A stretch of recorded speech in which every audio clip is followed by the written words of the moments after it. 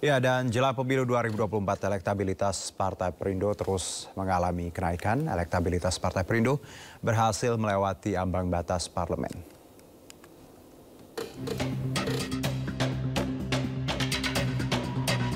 Lembaga Survei Political Weather Station atau PWS merilis hasil survei terkait elektabilitas partai politik jelang pemilu 2024. 8 partai diprediksi lolos ke DPR. Survei dilakukan pada tanggal 1 hingga 8 November 2023 terhadap 1.220 responden. Pelaksanaan survei menempatkan PDI Perjuangan pada posisi pertama sebesar 19,8%. Menyusul di urutan kedua Partai Gerindra dengan elektabilitas 17,1%. Kemudian di urutan ketiga Partai Golkar memperoleh elektabilitas 10,1%. Partai Demokrat berada di urutan keempat dengan elektabilitas 9,8%. Partai Nasdem di urutan kelima sebesar 8,7%. PKB berada di urutan keenam dengan perolehan elektabilitas 7,2%. Ketujuh PKS sebesar 7%. Kedelapan Partai Perindo berhasil meraih elektabilitas sebesar 4,3%. Ini artinya Perindo berada di atas ambang batas parlemen atau parliamentary threshold, sehingga membuka jalan menuju parlemen di Senayan. Sementara PAN berada di posisi ke-9 dengan elektabilitas sebesar 3,9%. Ke-10 P3 sebesar 2,9%. Sedangkan partai politik lainnya memperoleh elektabilitas 3,7% dan tidak tahu sebanyak 5,5%. Hasil survei PWS menunjukkan bahwa elektabilitas Partai Perindo terus meningkat jelang pemilu 2024. Ambang batas partai politik masuk parlemen diatur dalam Undang-Undang Nomor 7 Tahun 2017. Berdasarkan undang-undang tersebut, ambang batas parlemen ditetapkan sebesar 4% dan berlaku secara nasional untuk semua anggota DPR. Tim Liputan, iNews melaporkan. Dan untuk membahas lebih dalam terkait hasil survei terbaru PWS, telah hadir bersama kami melalui sambungan Zoom Ketua DPP Partai Perindo Bidang Politik sekaligus Caleg DPR RI Dapil Sulawesi Tengah, Bapak Yusuf Lakaseng. Assalamualaikum, Bang Yusuf. Waalaikumsalam, Mas Juno. Aduh, terima kasih. Alhamdulillah sehat. Terima kasih sudah menerima undangan kami untuk berbincang sore ini. Bang Yusuf, kalau kita lihat bagaimana tadi ada hasil survei dan trennya positif, bagaimana Anda melihat bahwa elektabilitas hari ke hari Partai Perindo yang memang terus baik seperti ini? Ya, ini tidak lepas dari positioning politik Partai Perindo. Kita tahu kan saat ini situasi politik sangat dinamis, Juno ya. Dan kita di Perindo adalah partai yang punya entitas politik yang jelas, punya jati diri. Kita nggak membebek secara buta kepada kekuasaan. Kalau pemerintah bagus kita bilang bagus, kalau salah kita kritik dengan keras.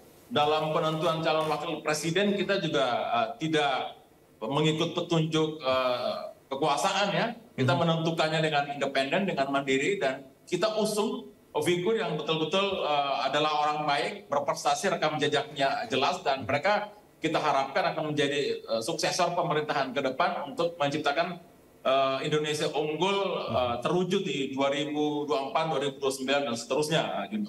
Oke, kalau tadi kita bicara konsistensi karakter yang memang dimiliki Partai Perindo, tadi Anda menyebutkan bahwa mana kita tegak pada tadi sikap dan semua ketentuan rule seperti itu.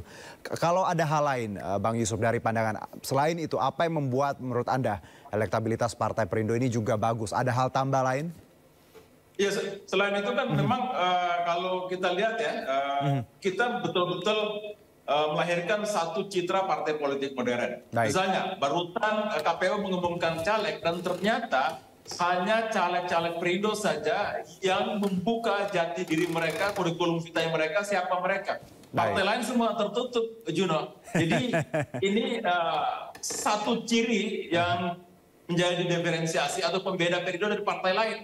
Kita mau bahwa calon pemimpin itu, rakyat itu harus dikasih data yang lengkap agar mereka bisa tracking integritas mereka, rekam jejak mereka, sehingga mereka tidak membeli kucing dalam karung, karena anggota legislatif maupun pemimpin eksekutif itu adalah pemimpin yang akan mengurusi masa depan mereka. Sangat bahaya kalau kemudian rakyat disajikan informasi yang sangat tertutup, sangat terbatas, sehingga mereka memilih bisa salah nanti akan terjebak pada mulus manis mulut manis para politisi yang pasti selalu manis setiap ada kontestasi pemilu. Iya, menarik Bang Yusuf bahwa transparansi ini yang luar biasa kita junjung tinggi ya. Bagaimana semua kader mereka dibuka CV-nya, dibuka track record-nya dan publik bisa melihat dengan jelas dibandingkan dengan mungkin beberapa pihak yang menutup-nutupi. Tapi ini poin yang menurut saya cukup relevan ya di zaman sekarang, di mana kita tahu juga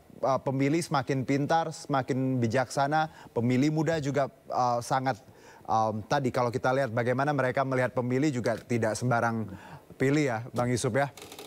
Ya. Nah, itu ya, yang kan, ya. Antagium politik satu bukti lebih baik daripada 1000 janji manis kan. Dan itu yang mau kita terapkan dalam politik. Kita kan sudah di era yang demokratis, apalagi demokratisasi kita berada di era digitalisasi. Tidak ada lagi yang bisa ditutupi. Rakyat merumah kacakan partai politik dengan segala aktivitas kegiatannya dan sepak terjangnya. Dan di situasi seperti ini rakyat akan mencari informasi sebanyak-banyaknya sebab akibat digitalisasi dan media sosial itu rakyat kelimpahan informasi. Jadi tugas kita sebagai partai politik adalah menyediakan sebanyak mungkin informasi tentang orang-orang yang kita jagokan sebagai calon wakil rakyat mereka kalau untuk legislatif, dan untuk eksekutif juga kita taruh orang-orang yang kredibel, punya prestasi, rekam jejak yang baik, tidak ada masalah. Dan saya kira itulah pentingnya demokrasi. Rakyat harus kita manjakan dengan satu pertarungan kualitas dari kontestan agar kemudian mereka betul-betul mendapatkan pilihan yang menyelamatkan masa depannya dan masa depan bangsa kita secara keseluruhan.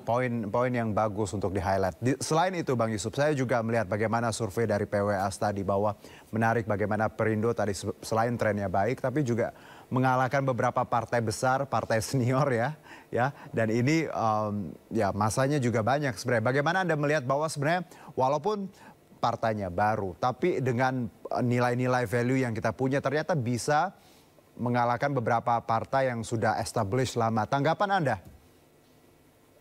Ya, masyarakat kita tadi itu karena informasi yang melimpah, pengetahuan politik mereka juga meningkat. Literasi mereka soal politik juga meningkat.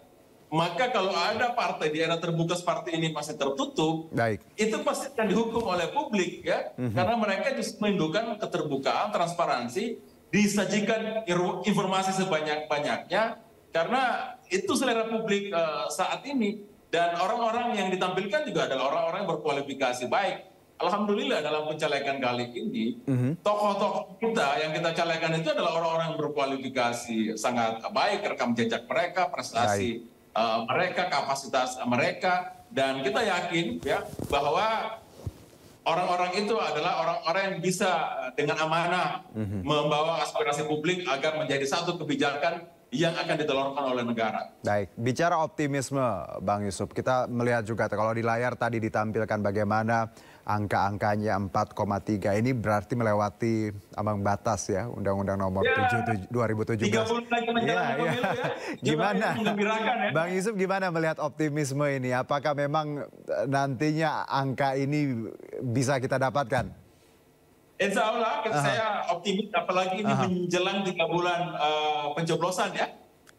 Artinya rakyat sudah menjatuhkan pilihannya, mulai stabil pilihan mereka bahwa ada 4,3% dari populasi pemilih kita mempercayai Perindo sebagai partai baru yang baru sekali ikut pemilu. Ini adalah satu lompatan kualitatif yang luar biasa. Kami akan menghargai, mengapresiasi ini sebagai sebuah kehormatan, dan kami akan jaga amanah ini, ya. Tidak ada sedikit pun niat Partai Perindo untuk mengkhianati rakyat. Ingat, Partai Perindo itu visi dan misinya adalah untuk kesejahteraan rakyat Indonesia, dan kesejahteraan itu bukan hanya soal pendapatan yang meningkat, tapi kesejahteraan itu adalah soal kelayakan hidup, pendidikan untuk semua, kesehatan untuk semua yang layak, kemudian adalah kesetaraan bagi semua, karena kita bangsa yang bineka. Jadi itu yang kami maksudkan dengan perjuangan kesejahteraan itu, Juno. Baik, Bang Yusuf, di luar itu bahwa kita tadi bicara angka, tentunya itu salah satu target kita.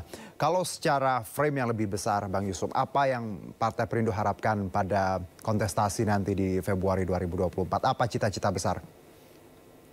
Ya tentu harapan kita adalah anggota legislatif yang lahir adalah betul-betul anggota legislatif yang punya kapasitas untuk memproduksi undang-undang yang memang mendorong kemajuan kita, terutama di bidang ekonomi. Karena kalau kita lihat ya ternyata sudah semodern ini 80% penduduk kita itu pendidikannya masih SMP ke bawah. Yeah. Ini kan sesuatu yang sangat memprihatinkan. Sementara untuk menuntaskan kemiskinan ini, ya pendidikan masyarakatnya harus tinggi. Mereka harus punya pengetahuan, mereka harus punya skill. Itulah solusi permanen. Nah, kalau pendidikan ini bisa dibuat inklusif, makanya kita mendukung Ganjar dan Mahfud karena dia punya program di bidang pendidikan, yaitu wajib belajar 12 tahun. Artinya sampai SMA orang gratis, ya. Nah, dari situ saja kita bisa melihat bahwa ada secercah harapan bahwa problem kemiskinan yang struktural ini bisa kita selesaikan, dibenahi dulu pendidikannya, kemudian kesehatannya, kemudian UMKM-nya untuk menciptakan lapangan kerja. Jadi itulah yang menjadi cita besar kita ke depannya. Apalagi ada tantangan bonus demografi ya.